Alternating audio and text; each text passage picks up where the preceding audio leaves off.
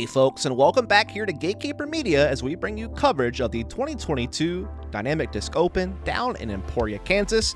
After a couple of rounds at the new Supreme 18 at Jones Park, we are now at the classic Emporia Country Club. And a big shout out to all of you for tuning into this coverage, and a special thank you to our Patreon supporters who helped make this all possible. Once again, I am Dustin Mouret, bringing you the coverage solo.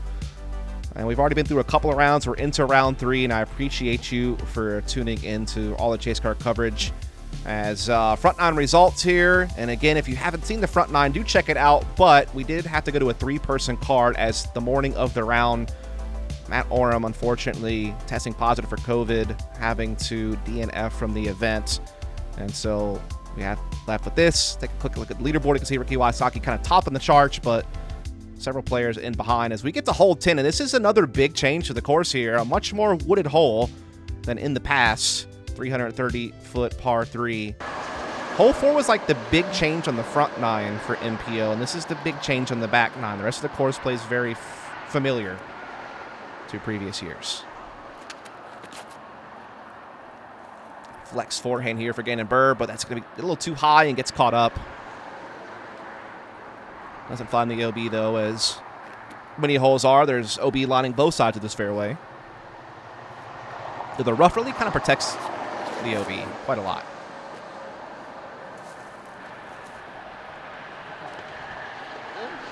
I don't get down there for Kevin Jones. Not sure what kind of look he'll have on the putting green, but it's gotten way down there.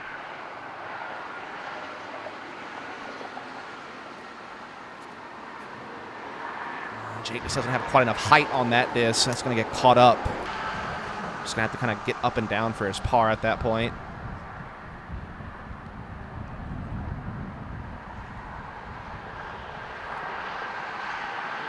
Oh, kind of giving that a soft little run. Just wide right. Really well done there from Jake. Gannon in a bit of a tricky situation here. Does find a way to get one up there, though. Very near the basket. And this is what Kevin Jones is left with for birdie.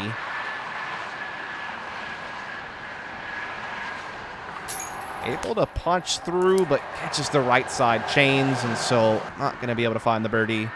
Everyone settling for par at this point.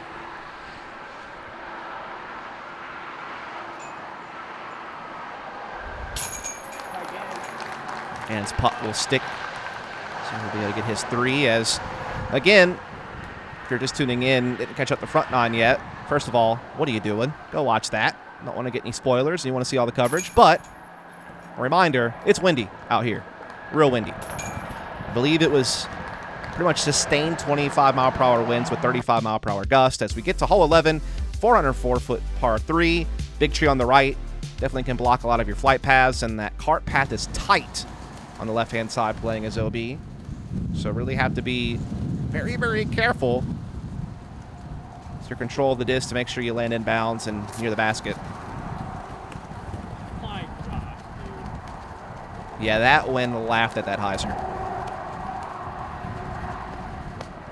That's way out of bounds.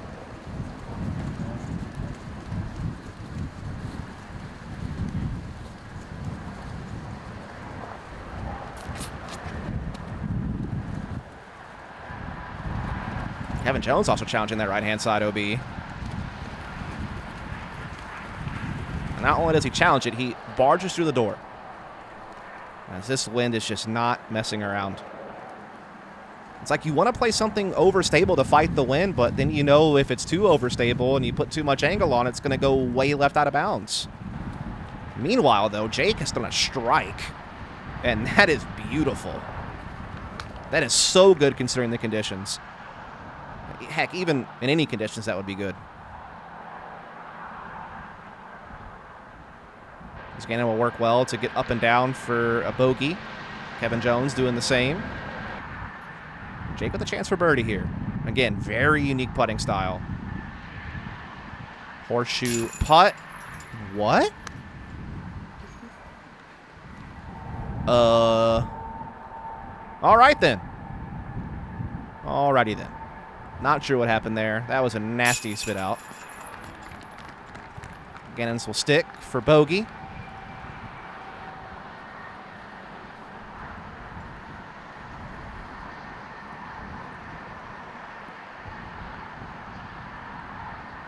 Jake now for par. We'll be able to find it. Kevin looking for his 4 as well. This was playing .42 strokes over par. Only 9% of the field finding the birdie on hole 11. So we get to hole 12 here. 320-foot par 3. OB all on that right-hand side. And that left tree is just right up in your way. Flex backhand. Super crazy spike forehand over the top of it. Pick your option. As Jake takes that forehand over the top. Does get caught up, though, on the ceiling, but still punches through. Wow.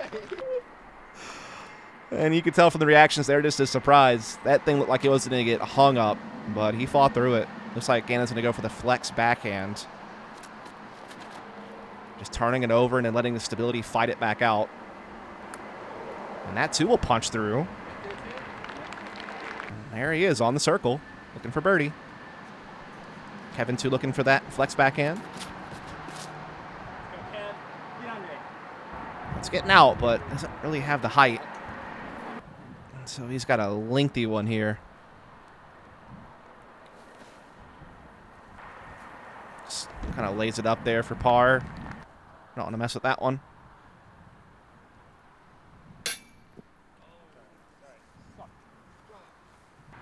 Tough putt there from Gannon. And again, these birdie opportunities are very rare. You want to take advantage of every single one. Jake able to do so here, though. Keep himself in the mix. We'll be back after a short break.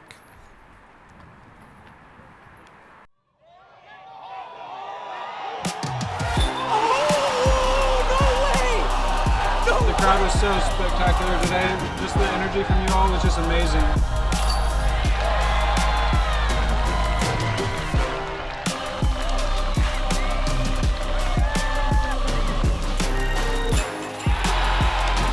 I love you, Oregon!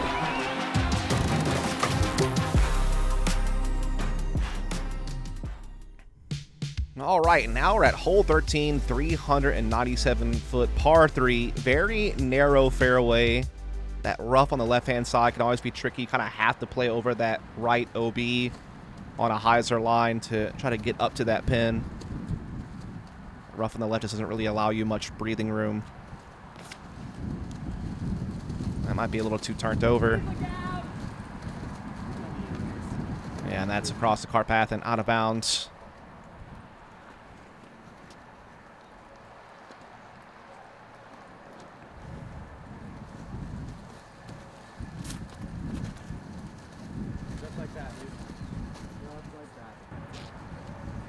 Gannon skipping one over that cart path and gets him nicely tucked into the bullseye for his birdie putt. So we'll take a look at Gannon's backhand form. Definitely one of the most powerful throwers on tour at a young age and already so polished.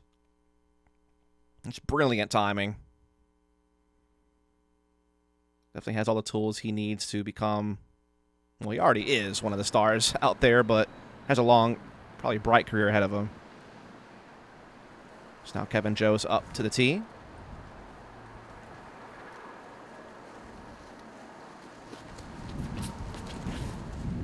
Trying to play one more centered.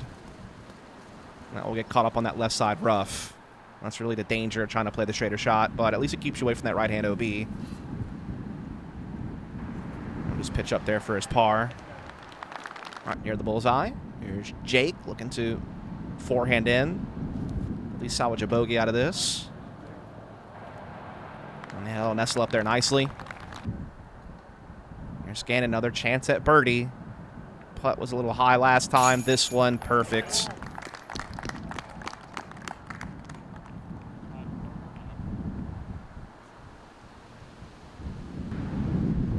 Again, got to take your time even on these putts that feel like gimmies when you're playing in this kind of wind. So Kevin Jones will drop it in for par. Jake looking to take the 4.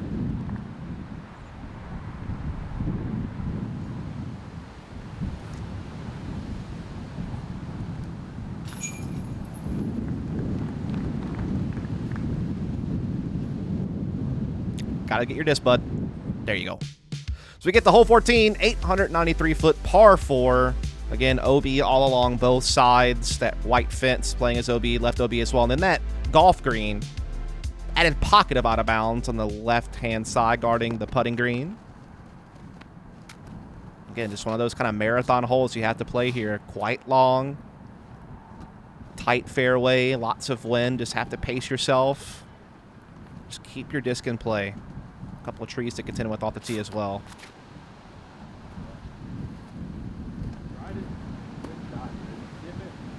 And again, trying to play the skipping hyzer up the wide right, and does well for himself. Should be content with that.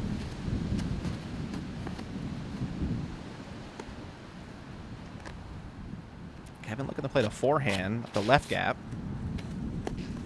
Challenging that left side OB, but has enough stability to get back in, no problem. It's a good little forward roll as well.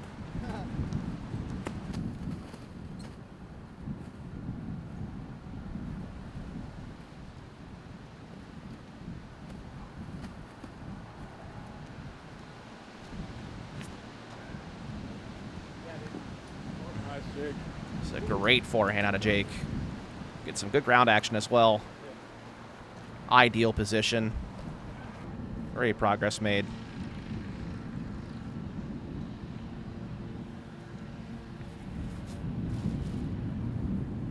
Kevin playing that forehand again away from that left golf green.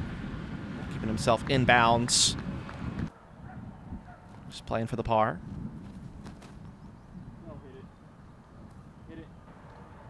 I'm confused. Do you want it to hit it or not? He didn't seem to want to hit it, but then he was really wanting it to. Not sure. I think he confused the disc, and the disc just kind of laid down. You're going to see Jake looking to play that big hyzer as well. It's probably going to go over this OB fence and try to spike it back in. Yep, and that looks great. Oh, man, it catches up on the back tree. I thought that made it around. So no one really in position to find the score this time around. Everyone just trying to get up and down for par at this point. No, you're so bad. I don't know. You're 2021 Rookie of the Year, and you've already had quite a few top 5 finishes this year. I don't think you're so bad. Just think that was maybe not the shot you wanted. But still gets up there a ways, still has a chance to get par.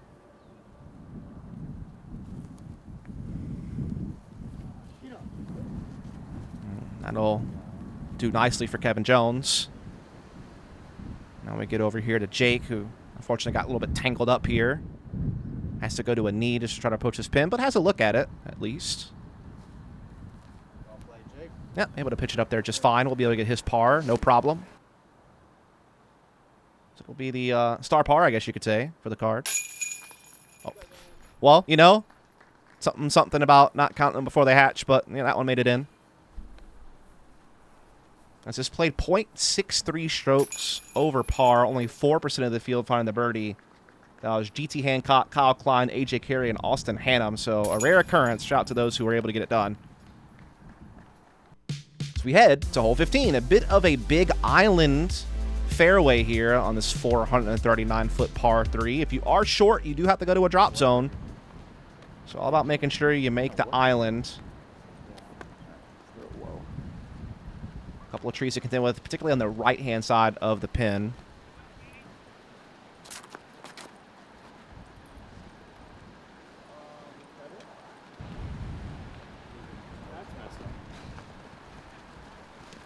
What in the world? Oh my God. Well, it is in the world of out of bounds. Just never was able to get really back in, and that will take him to a drop zone, having not made the island off the tee.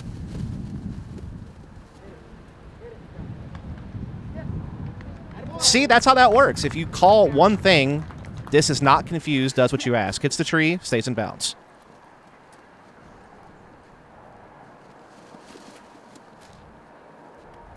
Of course, it's not actually how it works. Just like it's not how it works when someone nices your shot.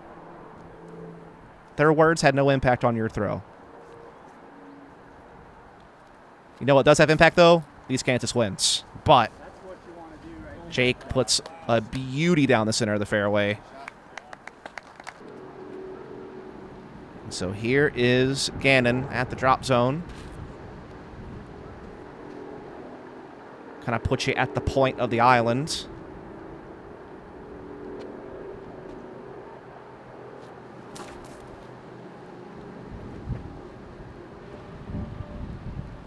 skate up there, gives him a chance to at least salvage a bogey out of this. Never a sentence you want to hear, but sometimes you just got to get it done. So Kevin will pitch that up there for par, no problem. Let's see what Jake's got here. Yeah, very deep into circle 2. Oh, almost sticks it. Almost. Very close there from Jake.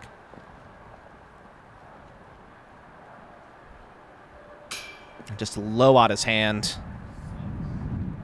Never had a chance. Kevin. Able to wrangle. Oh, what?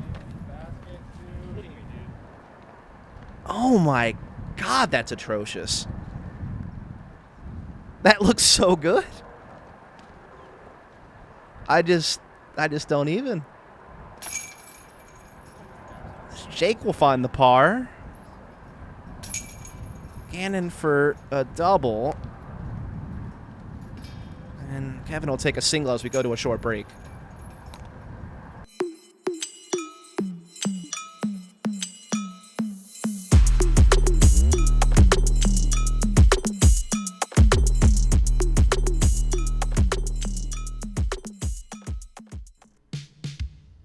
As we get to a situation where we heard that you like islands, how about more of them? Hole 16, a much smaller island at 320 feet, and a much scarier carry as it's water all the way around.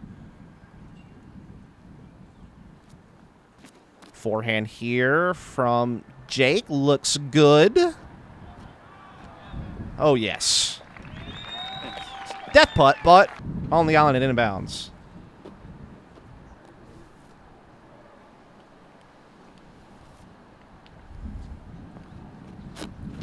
Kevin also let them to go forehand off the tee, and that also looks great. Gonna hit that wall and stick, but again, it's like, do you really want to run that putt? It's a tough one to do. As the forehand streak will continue here as Gannon takes a tee.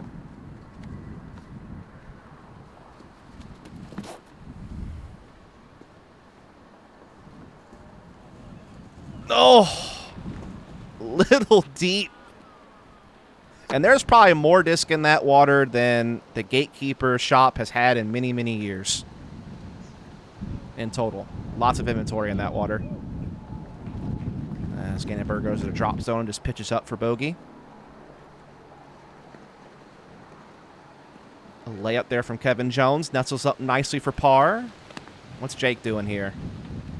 Oh, he's laying up. Upside down tactic. Definitely a trick that you can implement. A lot of people feel like that kind of helps battle the wind, putting upside down.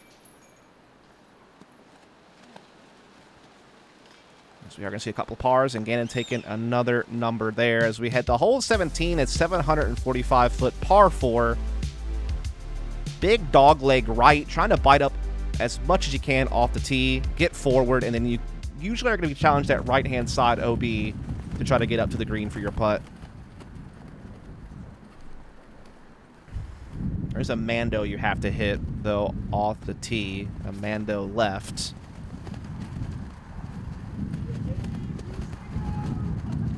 Oh, that is great from Jake. Way down there.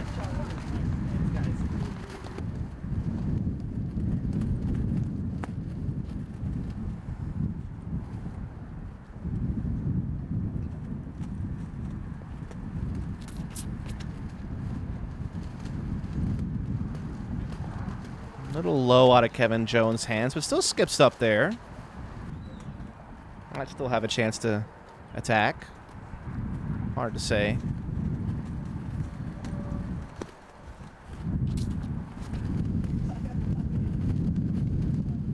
Big backhand here from Gannon, but that's going to get caught up. So he'll be first to act on the second shot.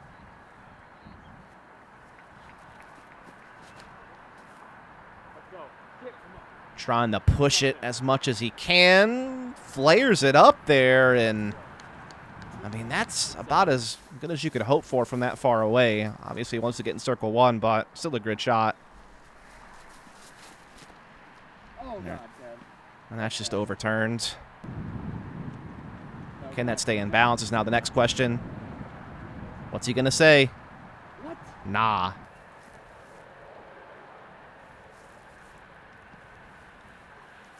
Now we got Jake playing that spike hyzer over the OB. Crashing it in and gives himself a good look for birdie. Can pretty much count on it. Kevin has to go back here with that stroke penalty, trying to approach the green. Still leaves himself well short. Way into circle 2. So I'm not sure what kind of look Gannon's going to have. Definitely going to be a lengthy one. Oh, yeah. Definitely out in circle 2 by a good margin. Gives it a chance and gets it. What a putt from Gannon Buhr. Let's rewind that one back. He deserves the replay. That was an absolute beaut. Right in the heart. Wow. Gonna run that one in. Oh, he's hugging the basket. He loves it. Huge fan.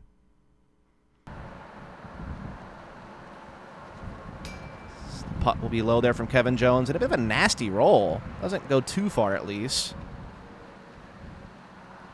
So Kevin's going to take a tough one here. That's going to be a double. Kind of knocking him back a few moments. A few spots. Upside down putt here again from Jake, as he's got all kinds of putting shenanigans for you. But I dig him. A couple of birdies there carded by Gannon and Jake as we head into our final hole of this third round. And it's another water carry off the tee on this 691-foot par 4. And then a bit of a dog leg to the right with an elevated basket and a sloped green to add to the challenge.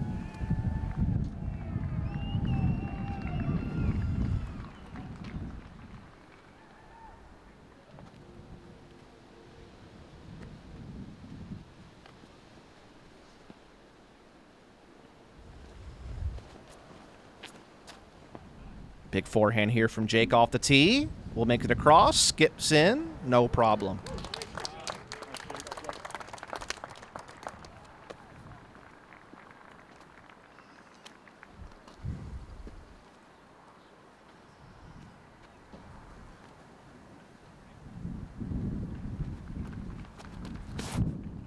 Big forehand here as well from Gannon Buhr.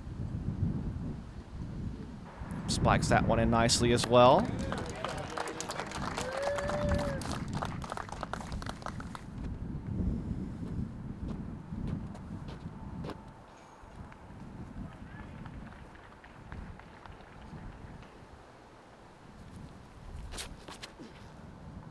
Big turnover here from Kevin Jones, trying to bite off a little bit more distance.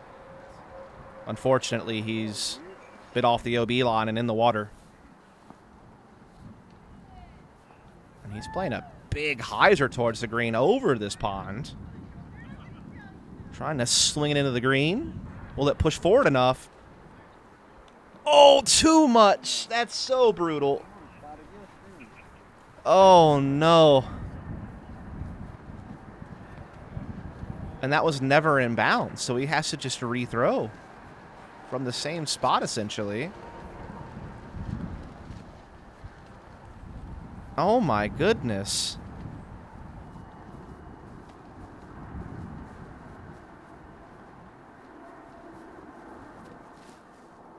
So you are going to see forehand get hung up there from Gannon Buhr. Oh, my God, that's out of bounds. I was thinking this car was actually playing this hole pretty well off the tee, especially when Gannon and Jake's tee shots landed in a good spot, but a lot of struggles now being found here. Let's see if Jake can be the hero that we all need. No. Okay, stays in bounds, but still a rough one. As this did play as the most difficult hole on the day, 0.92 strokes over par. Only 6% of the field finding the birdie. You're starting to see some of the reasons for that. As Jake pitches it up there. Scary putt, though, but in the circle.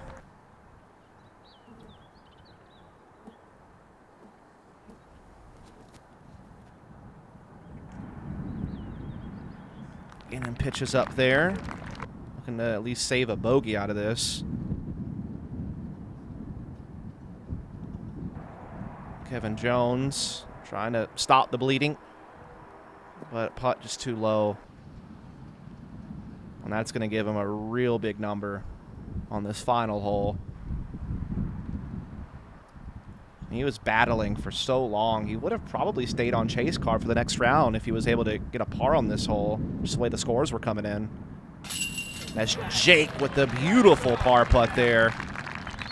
Again, love watching him putt. It's so different than 99.9% of putts you see, I feel like. That's just as Kevin. That's going to be an 8. That is the worst kind of snowman. As Gannon will tap in a difficult bogey as this course takes a few more victims here on our third day. Let's take a look at the results here. Jake had a heck of a round. Gannon Buhr and Kevin Jones having some struggles. And actually, Jake moves on to the lead card in a tie for second place with Brody Smith, as you can see there. Ricky with the 4-stroke lead heading into the final day. And we're going to have GT Hancock, Simon Lizotte, Gannon Buhr, and Jeremy Colling on our chase card for tomorrow. Looking forward to that.